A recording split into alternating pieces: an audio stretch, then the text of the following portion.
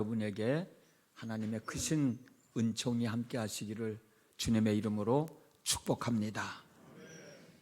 오늘 본문의 말씀을 통해서 우리가 알 수 있는 하나님의 마음에 대해서 말씀을 드리려고 합니다. 이스라엘 백성들이 이집트 땅에서 고통받고 있는 모습을 보시고 이스라엘 백성들이 살려달라는 부르짖는 소리를 들으시고 이스라엘 백성들의 근심을 아시고 이스라엘 백성들에게 다가가셔서 이스라엘 백성들을 건져내셔서 이스라엘 백성들에게 약속하셨던 젖과 꿀이 흐르는 가나안 땅으로 인도하여 데려가시기를 원하시는 것이 하나님의 마음입니다. 한번 따라서 해보실까요? 보고 듣고 알고 내려오셔서 건져내시고 인도하여 데려가신다. 시작.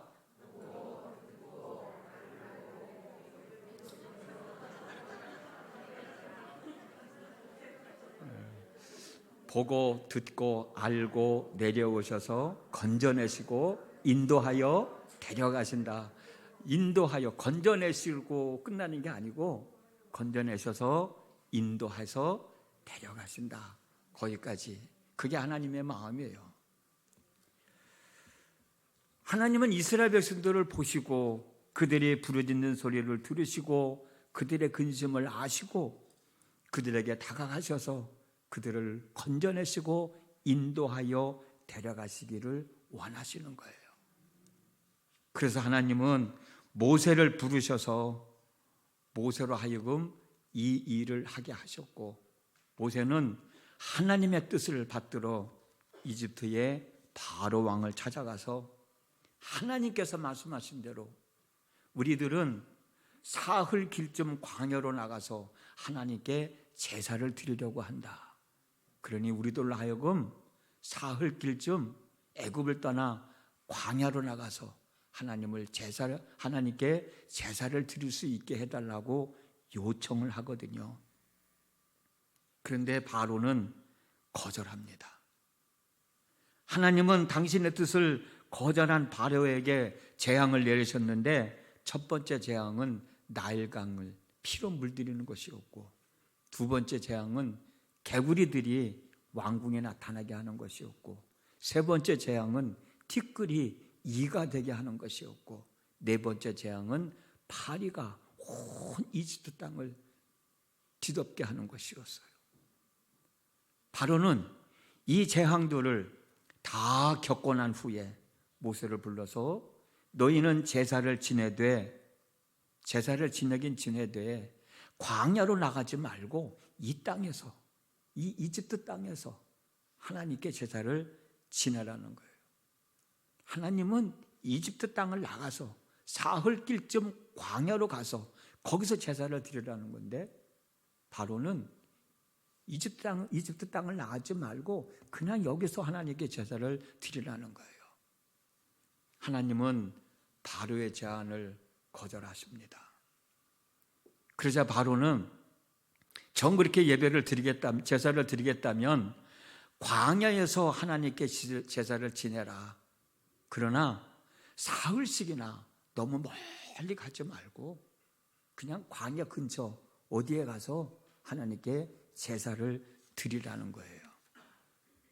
하나님은 이와 같은 바로의 제안도 거절하시면서 다섯 번째 재앙으로 가축들이 죽어가게 하는 재앙을 내리시고 여섯 번째 재앙으로 사람들과 가축들에게 악성 종기가 나게 하는 재앙을 내리시고 일곱 번째로 우박을 내리시고 여덟 번째로 메뚜기 떼를 몰고 와서 애써 갖고 나온 농작물을 다 먹어치우게 했습니다. 바로는 이와 같은 재앙들을 또 다 겪고 난 후에 모세를 불러서 가서 여호와를 섬기라. 그런데 미안하지만 너희들이 원하는 대로 모든 사람들이 다 보낼 수는 없고 어린 아이들과 양들과 소는 놔두고 장정들만 가서 하나님을 예배하라는 거예요. 이것 또한 하나님의 뜻에 합당한 게 아니었습니다. 그래서 하나님은 이 바알의 제안을 거절하시고 9번째 재앙을 내리십니다. 그 9번째 재앙이 흑암으로 온 이집트 땅을 뒤덮게 하시는 거예요. 바로는 이 9번째 재앙을 겪고 난 후에 모세를 불러서 하는 말은, 그러면 양과 소는 놔두고 어린 아이들만 데리고 가라는 거예요. 하나님은 이 바로의 제안도 거절하시고 10번째 재앙으로 이집트에 있는 가축이나 사람이나 할 것 없이 장자, 모든 장자들은 다 죽게 하십니다. 바로는 자기가 가장 아끼는 아들이 죽는 것과 그렇게 귀하게 여겼던 소와 양들이 죽어가는 재앙을 겪고 난 후에야 항복을 하고 모든 이스라엘 백성들과 양과 소들까지 데리고 이집트 땅을 나가게 해요. 여기서 우리들이 얻어야 할 교훈이 있습니다. 첫 번째 교훈은 뭐냐면, 하나님은 고통당하면서 근심하고 있는 우리를 보고 계시다는 거예요. 7절 말씀입니다. 내가 애굽에 있는 내 백성의 고통을 분명히 보고. 그렇습니다. 하나님은 늘 우리를 보고 계세요. 여러분들 혼자가 아니에요. 하나님은 늘 여러분들을 보고 계셔요. 나를 보고 계시는 거예요. 시편 139편 1절에서 4절 말씀입니다. 여호와여, 주께서 나를 살펴보셨으므로 나를 아시나이다. 주께서 내가 앉고 일어섬을 아시고 멀리서도 나의 생각을 밝히 아시오며 나의 모든 길과 내가 눕는 것을 살펴보셨으므로 나의 모든 행위를 익히 아시오니 여호와여, 내 혀의 말을 알지 못하시는 것이 하나도 없으시나이다. 모든 것을 다 하나님은 보고 알고 계시다고 하는 사실이에요. 두 번째로 얻을 수 있는 교훈은 뭔가? 하나님은 우리의 기도를 들으시고 응답하신다는 겁니다. 7절 말씀, 그들이 그들의 감독자로 말미암아 부르짖음을 듣고, 그리고 그 뒤에 거 우리가 한번 읽어봤잖아요. 듣고 보고 알고 내려오셔서 건져내시고 인도하여 데려가시는, 이게 하나님이 우리에게 향할 마음인 거예요. 시편 34편 6절 말씀입니다. 이 곤고한 자가 부르짖음에 여호와께서 들으시고 그의 모든 환난에서 구원하셨도다. 17절 말씀, 의인이 부르짖음에 여호와께서 들으시고 그들의 모든 환난에서 건지셨도다. 이사야 19장 22절 말씀, 여호와께서 그들의 간구함을 들으시고 그들을 고쳐 주시니라. 하나님이 우리의 기도를 들으시고 응답하시기 때문에 우리는 기도해야 되는 거예요. 그래서 담임 목사님도 하루에 30분 이상씩 기도하라고 여러분들에게 권면하는 거예요. 기도해도 응답해 주신다는 약속이 없으면, 기도의 응답이 없으면 누가 기도하겠어요? 약속이 있고 응답이 있으니까 우리는 그 말씀을 믿고 기도하는 거죠. 하나님은 우리의 부르짖는 소리를 듣고 내려오셔서 건져내시고 인도하여 데려가시는 거예요. 그러니 우리가 기도해야 되지 않겠습니까? 늘 말씀드립니다. 자주 말씀드립니다만은 하다 말다 그러지 말고 그냥 꾸준히 기도했으면 좋겠어요. 이래서 못하고 저래서 못하고, 이래서 하다 말고 저래서 하다 말고, 그게 대부분의 많은 사람들인데 그러지 말고 그냥 꾸준히, 제가 자주 쓰는 표현 중에 하나가 그냥 바보 천치처럼, 비가 오면 비가 오는 대로, 눈이 오면 눈이 오는 대로, 바람이 불면 바람이 부는 대로 내가 하나님 앞에 기도할 시간이다, 기도해야 된다, 그 마음가짐을 가지고 기도하는 거예요. 참 중요한 거거든요. 세 번째로 얻을 수 있는 교훈은 고통당하고 있는 내게로 다가오셔서 나를 건져내셔서 이 땅에서 누리며 살아가야 할 하나님 나라의 삶으로 인도하여 데려가신다. 인도하여 데려가신다. 데려가시는 거예요. 8절 말씀, 내가 내려가서 그들을 애굽인의 손에서 건져내고 그들을 그 땅에서 인도하여 아름답고 광대한 땅, 젖과 꿀이 흐르는 땅, 곧 가나안 족속, 헷 족속, 아모리 족속, 브리스 족속, 히위 족속, 여부스 족속의 지방에 데려가려 하노라. 하나님의 마음이거든요. 데려가는 거예요. 데려가시기를 원하시는 거예요. 마태복음 14장 24절에서 25절 말씀이요, 배가 이미 육지에서 수리나 떠나서 바람이 거스름으로 물결로 말미암아 고난을 당하더라. 밤 사경에 예수께서 바다 위로 걸어서 제자들에게 오시니, 제자들이 갈릴리 호수를 지나가다가 바람이 강하게 불으니까 곤경에 처해 있는 거예요. 근데 예수님은 그냥 보고만 계시지 않고 한밤중이든 한새벽이든 관계치 아니하고 무리를 걸어서까지라도 제자들에게 다가가시는 거예요. 그게 하나님의 사랑이죠. 그게 우리들에게 향한 하나님의 마음인 거예요. 30절에서 42절 말씀입니다. 바람을 보고 무서워 빠져가는지라 소리질러 이르되 주여 나를 구원하소서 하니 예수께서 즉시 손을 내밀어 그를 붙잡으시며 이르시되 믿음이 작은 자여 왜 의심하였느냐 하시고 배에 함께 오르매 바람이 그치는지라. 바람이 그치는지라. 그렇습니다. 하나님은 고통받고 있는 내 모습을 보시고 살려달라는 부르짖는 내 기도 소리를 들으시고 내가 겪고 있는 내 근심을 아시고 내게로 다가오셔서 나를 건져내셔서 이 땅에서 누려야 할 하나님 나라의 삶으로 인도하여 데려가시기를 원하시는 거예요. 그런데 여러분, 이와 같은 하나님의 계획을 거절하게 하고 거부하게 하는, 나에게 향하신 하나님의 영광을 보지 못하게 하고 나에게 향하신 하나님의 은혜와 사랑을 받지 못하게 하는, 이 땅에서 누려야 할 하나님 나라의 삶을 살아가지 못하게 하고 있는 사람은 없는지, 여러분에게는 그런 사람이 없습니까? 이런 사람이 없었으면 좋겠어요. 그런데 안타깝게도 이런 사람이 있는 사람이 있습니다. 그 사람이 누굴까? 바로 저예요. 바로 여러분들입니다. 여러분 자신이에요. 혹시라도 여러분들은 여러분들 자신이 여러분들에게 향하신 하나님의 뜻을 거부하고 있다는 생각은 해보지 않으셨습니까? 마음 한쪽에서는 내가 이렇게 살면 안 되는데, 내가 예수 믿는 사람으로서 이렇게 살아가야 되는데 라는 생각을 하면서도 에휴, 되는 대로 살아가야지 꼭 그렇게만 살아가도 되나 라는 생각을 여러분 스스로 해보지 않으셨냐고. 기도해야 된다는 것을 알고 있으면서도 아유, 바람 불고 추운데, 비도 오는데.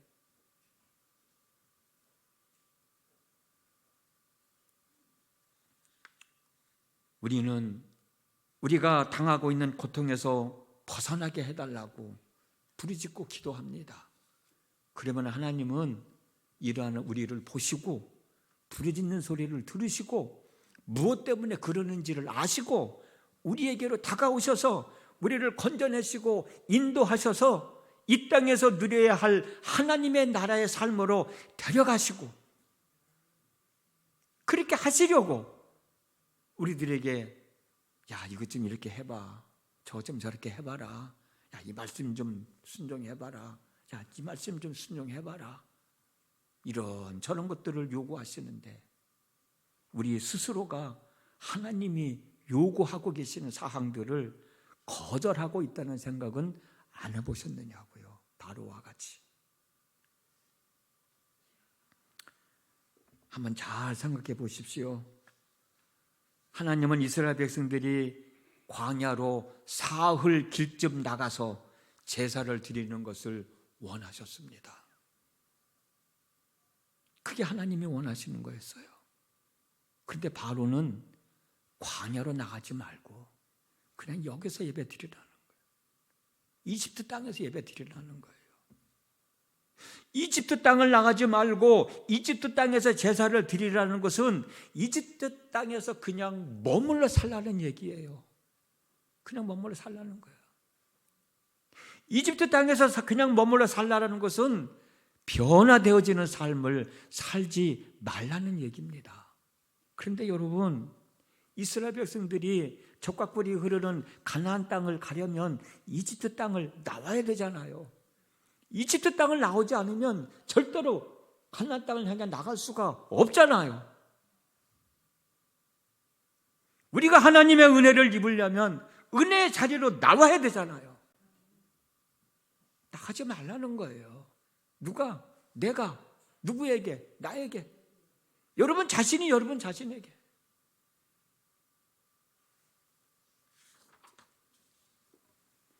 내가 나 자신을 향하여, 여러분들이 여러분 자신을 향하여 익숙한 삶의 자리에서 그냥 살아가자고 이런저런 핑계를 들이대며 이래서 싫고 저래서 싫다며 내가 나를, 여러분들이 여러분 자신을 붙들고 있는 거예요. 신앙생활은 변화입니다. 변화. 어제의 사람에서 오늘의 새 사람으로 변화되어져야 합니다. 작은 믿음의 사람에서 큰 믿음의 사람으로, 내 중심의 삶에서 하나님 중심의 삶으로 바뀌어져야 돼요. 내 생각이 바뀌어지고 내 습관이 바뀌어지고 내 행동이 바뀌어지고 내 인생이 바뀌어져야 되는 겁니다. 하나님을 예배하지 않던 내가 하나님을 예배하는 사람으로 바뀌어져야 되고, 기도하지 않던 내가 기도하는 사람으로 바뀌어져야 되고, 말씀을 제대로 실천하지 않던 내가 말씀을 제대로 실천하는 사람으로 바뀌어져야 되고, 봉사하고 헌신하지 않았던 내가 주님의 몸된 교회에서 봉사하고 헌신하는 사람으로 바뀌어져야 합니다. 그러려면 한 걸음 나가야 돼요. 그래야만 하나님이 인도하여 데려가시는데 따라갈 수가 있습니다. 그래야만 이 땅에서 누리는 하나님 나라의 삶을 살아가게 되는 거예요. 그런데 많은 사람들은 변화되는 것을 거부하고 현재의 생활에 만족하려고 할 때가 참 많지 않느냐 말이에요. 바로는 너희가 너희 하나님 여호와께 광야에서 제사를 드릴 것이나 그러나 너무 멀리는 가지 말아라. 그럼 니들이 원하는 대로 광야에 이집트 땅을 나가서 제사를 드려라. 그런데 뭐 굳이 사흘 길쯤 멀리 나가서 제사 드릴 거 있냐? 그냥 애굽 땅만 나가서 광야 어디서든지 예배 드리면 되지. 이 말은 우리가 어떻게 이해를 해야 될까? 이 말의 뜻은 신앙생활을 하긴 하되 너무 깊숙하게 빠져들어가지 마라. 깊숙이 빠져들어가지 마. 그냥 대충 하도 신앙생활 하는 건데 뭐 그렇게 열심히 내서 신앙생활 하려고 그러느냐. 그런 의미로 이해할 수 있어요. 내가 너무 깊숙이 빠져들어가면 내 생활을 제대로 할 수 없으니까 여기까지다.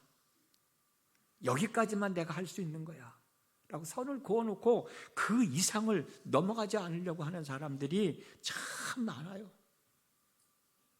그걸 벗어나야 되는데, 그걸 뛰어넘어야 되는데 거기에 머물러 있는 거예요. 그래도 만족해하는 거예요. 이 말은 곧 내 생각과 내 기준과 내 상식의 범위를 넘어가지 말자. 그 안에서만 신앙생활을 하자는 거예요. 그런데 여러분, 신앙생활이 우리의 이성으로 하는 건가요? 우리의 생각으로 하는 건가요? 우리의 상식으로 하는 건가요? 신앙생활은 믿음으로 하는 겁니다. 성령의 역사하심과 인도하심으로 하는 겁니다. 믿음과 성령의 역사하심은 우리의 생각과 이성과 상식을 초월합니다.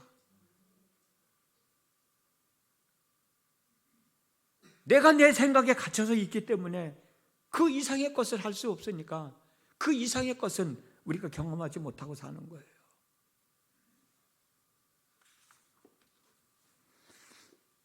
바로가 한 말은 그러면 멀리 가서 예배를 드려라. 그러나 장정들과 어린 아이들만 가서 예배를 드려라. 소와 양은 놔두고 다 데리고 가서 예배를 드리라는 거예요. 장정들만 가서 하나님을 예배하라는 말, 어린 아이만 데리고 가서 하나님께 제사를 드리는 말, 이 말의 뜻을 어떻게 이해할 수 있을까? 저는 이 말씀을 어떻게 가족들이 다 예수를 믿을 수 있겠습니까?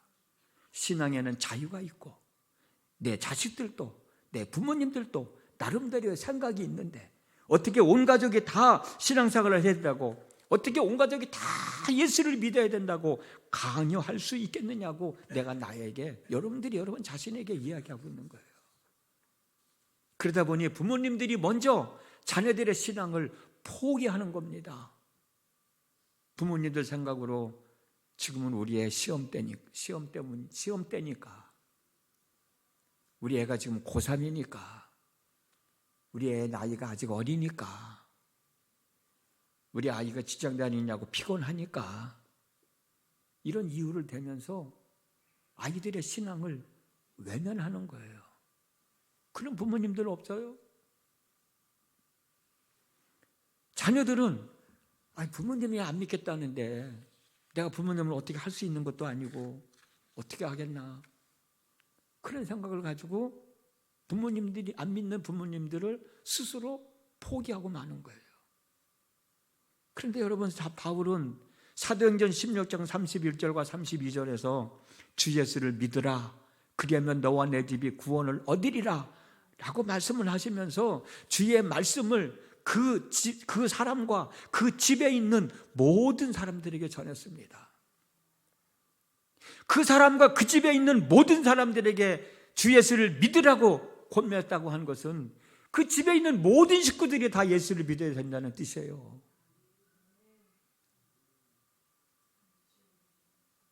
분명히 말씀하고 있잖아요. 너와 내 집이 구원을 얻으리라고.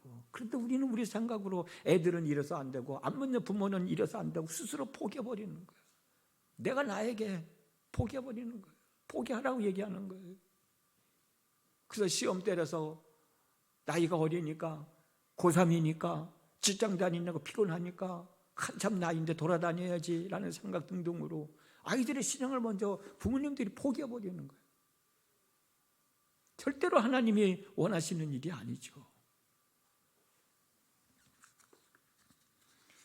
바로가 한 말, 다 가도 된다. 장정도 데리고 가고 애들도 데리고 가라. 그러나 양과 소는 남겨두고 가라. 신앙생활을 하면서 시험을 드는 경우가 많이 있습니다만, 그러나 교인들이 시험을 제일 많이 드는 것 중에 하나가 바로 하나님께 헌금을 드리는 거거든요. 그런데 우리가 분명히 알아야 될 것은 제사를 드릴 때는 반드시 제물이 있어야 된다는 거예요. 제가 예수 믿기 전에는 우리 집에서 1년에 9번, 명절까지 치면은 11번 제사를 지나야 됐습니다. 제사 때만 되면 우리 어머니가 제일 많이 걱정하는 게 먹고 살기도 힘든데 제사상 차리는 걸 제일 걱정하시는 거예요. 뭣도 해야 되고 해야 되는데 그럴 능력이 안 되니까. 그러면서 맨 마지막에는 혼자 중얼거리면서 하시는 말씀은 그래도 밥이라도 한 숟갈 떠올려 놔야지. 제사상에 아무것도 드릴 게 없으니까 밥이라도 한 숟갈 올려야지. 그러면서 제사를 지낸 적이 있어요. 여러분, 제사는 그냥 지내지는 게 아니잖아요. 제사상이 있어야 되잖아요. 하나님께 제사를 지낼 때도 희생, 제물이 있어야 되는데 우리가 이걸 뛰어넘지를 못하는 거예요.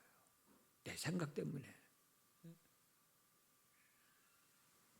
출애굽기 20장 24절 말씀을 보면 내게 토단을 쌓고 그 위에 내 양과 소로 내 번제와 화목제를 드리라. 내가 내 이름을 기념하게 하는 모든 곳에서 내게 임하여 복을 주리라. 토단을 쌓고 그 위에 내 양이야, 내 양. 너의 양과 소로 번제라, 화목제를 드리라는 거예요. 제단 위에 희생 제물을 드리라는 거예요. 그게 진정한 하나님이 받으실 예배예요. 그 예배를 통해서 하나님이 임하셔서 복을 주시겠다는 거거든요. 하나님은 제사를 지낼 때 희생 제물을 요구하시는데 사람들은 희생 제물 없이 그냥 제사를 드리려고 합니다. 이게 온전한 제사가 될 수 있겠냐는 거예요. 온전한 신앙생활을 할 수 있겠느냐는 거예요. 하나님께 드려야 할 것은 하나님께 드려야 됩니다. 이걸 못 드리게 하는 거예요. 누가? 바로가 아니라 내가 내 자신에게, 여러분이 여러분 자신에게 그렇게 하고 있는 사람은 없는가 한번 살펴보자는 거죠. 하나님은 당신의 뜻을 거역한 바로에게 10번째 재앙을 내리셨는데 그 재앙은 이집트 땅에 있는 모든 사람이나 짐승의 장자를 죽게 하는 거였어요. 바로는 자기 생각 때문에 소중하게 여기던 아들을 잃은 다음에, 자기 주변에 있는 모든 사람들을 다 잃은 다음에, 자기가 가지고 있는 모든 재물을 잃은 다음에 두 손을 들고 항복을 하고 말지 않았습니까? 하나님은 지금도 고통받고 있는 내 모습을 보고 계십니다. 내가 살려달라는 부르짖는 내 기도 소리를 듣고 계십니다. 내가 겪고 있는 내 근심을 알고 계십니다. 그래서 내게로 다가오셔서 나를 건져내셔서 이 땅에서 누려야 할 하나님 나라의 삶으로 인도하여 데려가시기를 원하시면서 이것저것을 요구하시는데, 교만하고 완고한 나의 마음 때문에, 어리석은 내 생각 때문에, 하나님의 은혜를 경험해 보지 못한 나의 편협된 신앙 때문에 거절되어지고 있는 것은 아닌지요? 한 번쯤 더 확인해 보시고 믿음으로 받아들이고 순종함으로써 우리 모두가 이 땅에서 하나님 나라의 삶을 통하여 하나님의 영광을 드러내며 살아계심을 증명하며 지금보다도 더 큰 하나님의 은혜를 덧입으며 살아갈 수 있기를 주님의 이름으로 축복합니다. 기도하겠습니다. 하나님, 오늘 하나님을 예배하면서 귀한 말씀 나눴습니다. 바로가 하나님의 뜻을 거역했지만 본문에 나오는 바로는 바로 나가 아닌지요. 내가 하나님의 말씀을 순종해야 된다는 줄 알면서도 내 생각 때문에, 내 완고한 마음 때문에 말씀을 순종하지 못함으로 나에게 향하신 하나님의 뜻을 거절하고 있는 건 아닌지, 거부하고 있는 건 아닌지, 그러면서도 하나님의 은혜를 받고 싶어 하고 하나님의 복을 받고 싶어 하고 있지는 않은지 우리 자신을 한번 더 되돌아보게 하셔서 진정으로 보고 듣고 알고 내려오셔서 인도하여 데려가시기를 원하시는 그 하나님의 뜻에 순종하는 믿음의 권속들로 삼아 주시옵소서. 예수님의 이름으로 기도드렸습니다.